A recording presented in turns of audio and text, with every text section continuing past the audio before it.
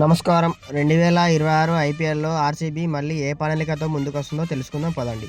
ఇప్పటివరకు ఐపీఎల్ చరిత్రలో ఎప్పుడూ గెలవని ఆర్సీబీ 2025 ఐపీఎల్ ఛాంపియన్‌గా నిలిచింది. ఇదే విజయాన్ని దృష్టిలో ఉంచుకుంటూ 2026 ఐపీఎల్ కప్‌కి మళ్ళీ సిద్ధమైంది. ఈసారి జర్నీ స్టార్ట్ అవుతుంది రిటెన్షన్ చేసుకున్న ప్లేయర్లతో. ఇందులో భాగంగా 17 మంది ఆటగాళ్లని రిటర్న్ చేసుకుంది. టీమ్ మేనేజ్మెంట్ డిసైడ్ అయింది 2025 ఐపీఎల్ కప్ తీసుకొచ్చిన ఆటగాళ్లతోనే 2026 ఐపీఎల్ ఛాంపియన్స్కు కూడా సిద్ధమవుదామని. అందులో భాగంగానే ఫస్ట్ వచ్చే ఆటగాడు ఆర్సీబీ కెప్టెన్ రజాట్ పాటీదార్, టీం కొత్త కెప్టెన్. లాస్ట్ సీజన్లో నమ్మకం కలిగించిన middle order batsmen. IPL starting నుంచి ఫైనల్ వరకు ఎత్తుకు పై ఎత్తుగా గేమ్ను మారుస్తూ ఇతని కెప్టెన్సీలో ఐపీఎల్ చరిత్రలో ఎప్పుడూ గెలవని ఆర్సీబీ 2025 ట్రోఫీని అందుకుంది. ఆ తర్వాత నెక్స్ట్ రిటర్న్ చేసుకున్న player world number 1 batsmen king Kohli. Virat Kohli అంటే ఆర్సీబీ ఆటగాడే కాదు, ఆర్సీబీ గుండె చప్పుడు. లాస్ట్ సీజన్ ఐపీఎల్లో ఆయన బ్యాటింగ్తో రుజువైంది వయసు అనేది ఒక అంకెనే అని, గెలవాలనే ఆకలి ఇంకా ఉందని నిరూపించాడు.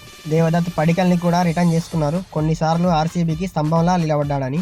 వికెట్ కీపింగ్ గురించి మాట్లాడుకుంటే ఇద్దరు అగ్రెసివ్ ప్లేయర్స్ని పెట్టుకున్నారు. Fill Salt wicket keeping batsmen, Jitesh Sharma wicket keeping batsmen. వీళ్ళిద్దరు వికెట్ కీపింగే కాదు బ్యాటింగ్ కూడా అదరగొడతారని, అందులో జితేష్ శర్మ ఫినిషింగ్ ఎక్స్పర్ట్ అని టీం చెబుతుంది.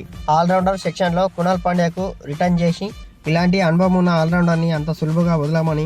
బౌలింగ్తో మిడిల్ ఓవర్లో మంచి కంట్రోల్ కూడా తీసుకొస్తాడు. బ్యాటింగ్తో మ్యాచ్ విన్ గేమ్ కూడా ఆడతాడు. స్వప్నిల్ సింగ్ని ఉపయోగించడం, జాకబ్ బెథెల్ బహుముఖ్యమైన ప్రతిభ కూడా. మిడిల్ ఓవర్లలో బలం ఆర్సీబీకు జతకూడుతుంది. టీమ్ డెబిట్ రొమారియో షెపర్డ్ ఇలాంటి పవర్ హిట్టర్స్తో ఎన్నో సంవత్సరాల తర్వాత టీంకి బలం జతగూడింది. అందుకే టీం ఈ స్కోర్ని మార్చలేదు. బౌలింగ్లో టీం ఎలా ఉండేదో మళ్ళీ అలానే రెడీ చేస్తుంది.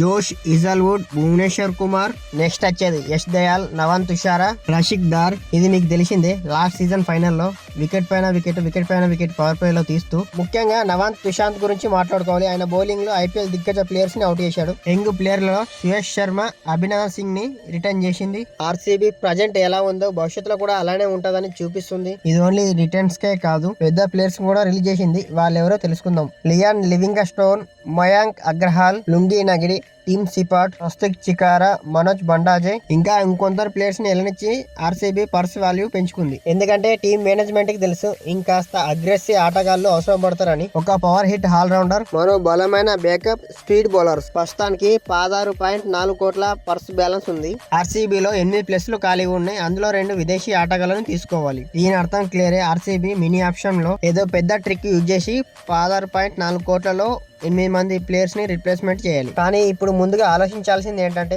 ఇప్పుడు ఆర్సీబీ కలలపైన నడవట్లేదు, ఛాంపియన్స్ అని గట్టి నమ్మకంతో దిగుతారు. అందుకే 2026 ఐపీఎల్ ట్రోఫీకి గట్టి పోటీ ఇస్తారు. గెలిచిన టీంతో మళ్ళీ ఐపీఎల్ రంగానికి సిద్ధమైతే మిగతా టీమ్స్ కి వాటంతట అదే తెలిసిపోతుంది. ఇదే ఆర్సీబీ టీం, ఇదే రిటర్న్ ప్లాన్.